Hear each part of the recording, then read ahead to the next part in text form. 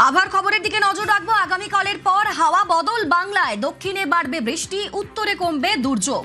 বৃহস্পতিবার থেকে দক্ষিণবঙ্গে হাঁসফাঁস গরম থেকে কিছুটা মুক্তি। দক্ষিণবঙ্গে কি বলছে ওয়েদার অফিস? আমাদের সঙ্গে বিশ্বজিৎ রয়েছেন প্রতিনিধি। বিশ্বজিৎ, দক্ষিণবঙ্গ এবং উত্তরবঙ্গের জন্য কি আপডেট দিচ্ছে আলিপুর আবহাওয়া দফতর?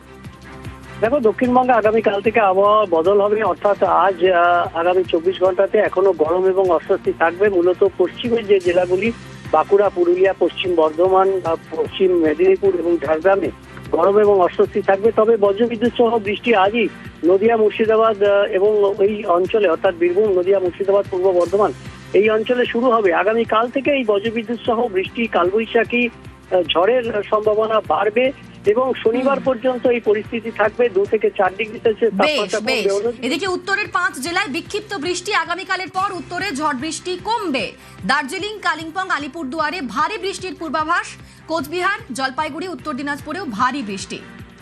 আমাদের সঙ্গে বিশ্বজিৎ রয়েছেন প্রতিনিধি। বিশ্বজিৎ, উত্তরবঙ্গে এই ভারী বৃষ্টি কতদিন পর্যন্ত চলবে, কি বলছে হাওয়া অফিস? দেখো, আজ এবং আগামীকাল এই দুদিনই ভারী বৃষ্টি বিক্ষিপ্তভাবে হবে। আজ যেমন 3 জেলাতে ভারী বৃষ্টির সম্ভাবনা, আগামীকাল সেটা কমে 2 জেলাতে ভারী বৃষ্টির সম্ভাবনা থাকবে। তবে বজ্রবিদ্যুৎ সহ যে ঝড় বৃষ্টি চলছে সেটা 40 থেকে 50 কিলোমিটার গতিবেগে, অর্থাৎ একটু বেশি ঝড় বৃষ্টির সম্ভাবনা বিক্ষিপ্তভাবে থাকবে। সব জেলাতেই আগামী 2 দিন বেশি থাকবে এবং তারপর থেকে কমতে শুরু করবে। বৃহস্পতিবারের পর থেকে ঝড় বৃষ্টির সম্ভাবনা উত্তরবঙ্গে অনেকটাই কমে যাবে। তবে সতর্কতা রয়েছে একটা মৎস্যজীবীদের জন্য।